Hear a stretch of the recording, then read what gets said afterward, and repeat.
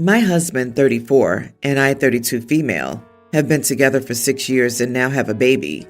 I moved to the Bay Area from the East Coast for him and our life together.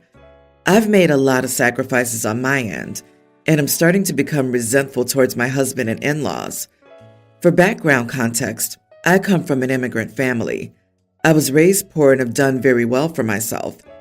I was the first one in my entire extended family to go to college, and still the only one to be a collegiate athlete. I've worked since I was 14 at any hosting or waitressing gig I could find. To this day, I still help support my family financially, just as most eldest children of immigrants do. Regardless, I managed to save up to $250K by age 27. I fell in love with my husband at that age and decided to move out to where he lived after 1.5 years of a long-distance relationship. We were both on the same page about what we wanted in life with family, etc. My now husband, however, is a white male with a relatively privileged background in comparison. Moving 3,000 miles away from everything I knew was challenging, but I jumped in, made it work, and found a way. After only 3 months of moving to California, I found a good-paying job in a new industry/career that I wanted to pursue. And quickly, in 5 years, I'm now able to make what I had originally saved up annually. As everyone knows, living in California is no easy feat financially, but my large lump savings have allowed us to become homeowners. After having a baby, however, the stress of finances and reliable help has heightened. Daycare for a 40-hour work week is $3,000 to $4,000 a month in my area, and as hard as I've researched, there's nothing. And I wish I was exaggerating, under $2,900 a month. Before taxes are taken out, that's easily the equivalent of a $60 to $70K job. My mother-in-law is a retired preschool teacher of almost 40 years. Part of the reason for my move was to have my mother-in-law around to help raise our babies. She seems like a perfect fit, right? We weighed out all 3 options: move to him, move to me, or move somewhere new entirely. We both wanted to be close to family and decided that my husband's family would be the most ideal. He's also kind of guilt-tripped me into agreeing that since they were older than my parents, it's best to spend more time with them, as we'll have more time with my mom later. My mother-in-law, however, is the most passive-aggressive person I've ever met, but only to me. She has 2 sons and I'm married to the youngest. She doesn't have a good relationship with her other daughter-in-law. I've always gone above and beyond to be kind and giving to her. In comparison to her other daughter-in-law, I'm a complete 180. She has a key and open door policy to my place, so I converse and spend time with her for hours. I constantly cook and/or buy dinner for them every week. I'm thoughtful and buy all the family presents for all holidays and birthdays. She's the sweetest thing when the men are around, but when it's just us, she always throws jabs at me. From saying things like, "Oh my, you sure you aren't going to break your ankle in those? Or are you just trying to get attention?" And, "Wow, more food? Are you trying to make me fat or outdo me? Is that new? I've never seen it. Do you have a shopping addiction? Hee hee." To even, "I'm not sure we need you around here making us look bad. You sure you don't miss the East Coast?" I take it on the chin with a smile and always change the subject, as I was taught not to talk back to my elders. My husband said he would take care of the baby once it was time for me to go back to work. Weeks before that time, she started talking about how busy she was with volunteering and sending daycare recommendations as a hint. Everything seemed fine when she and my husband talked, and she started watching the baby 5 times a week.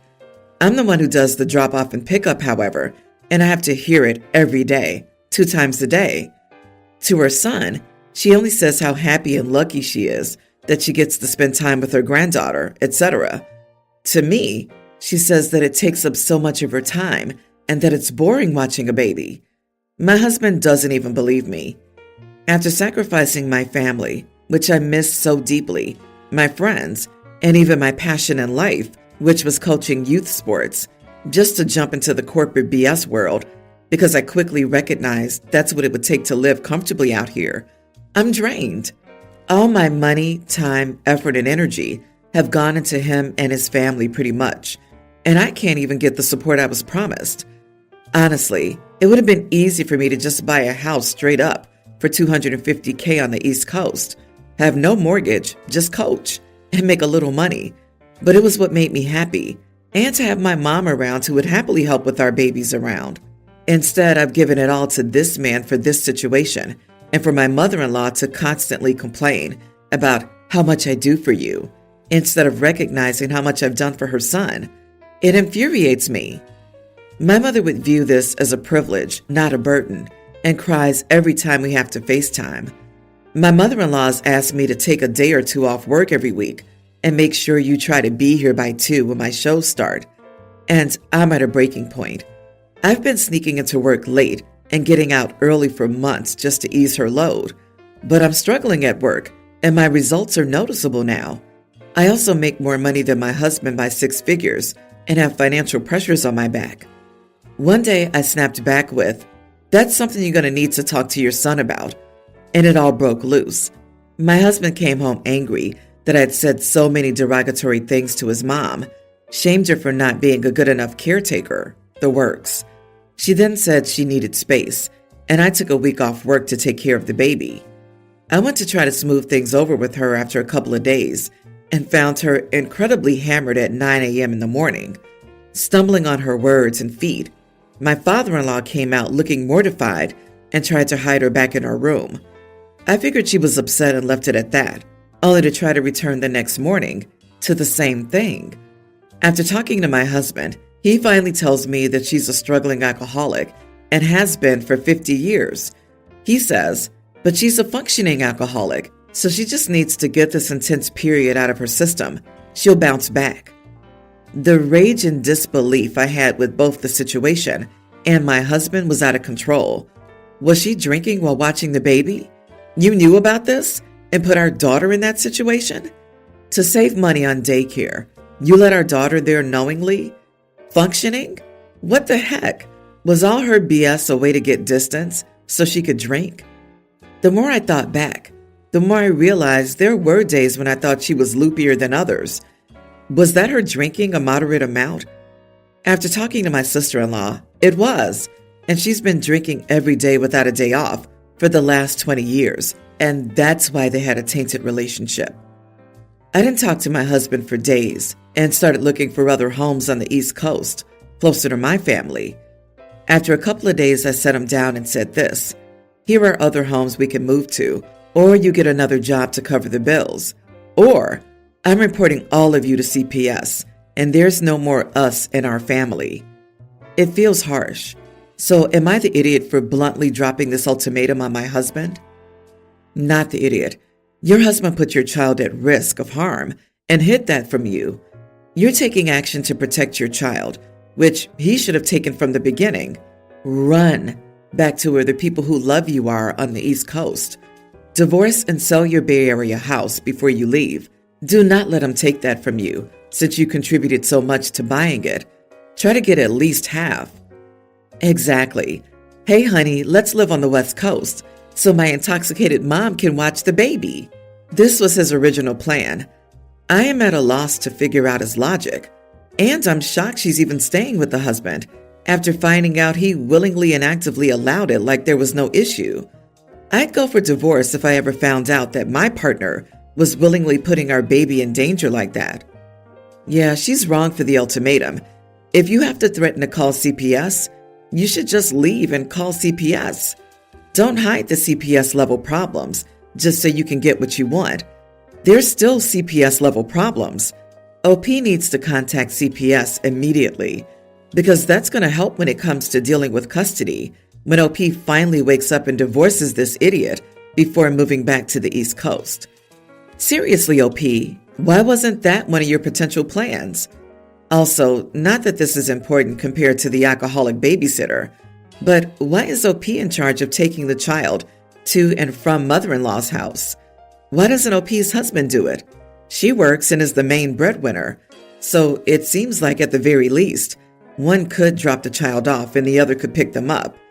Also, why doesn't he have responsibility to take care of his own child, since they rely on her income more than his? Your husband really brings nothing to the table. It's time to stop letting them treat you as a second-class citizen. File for divorce and child support and move back to where your family is. My partner, 30 male, and I, 29, are getting married next year. We're discussing wedding planning, and out of the blue, he asked me how I'd feel about subverting tradition by having him wear the wedding dress while I wore the tux on our wedding day. When he said this, I actually laughed out loud because I was sure it was a joke, but it turned out he was dead serious.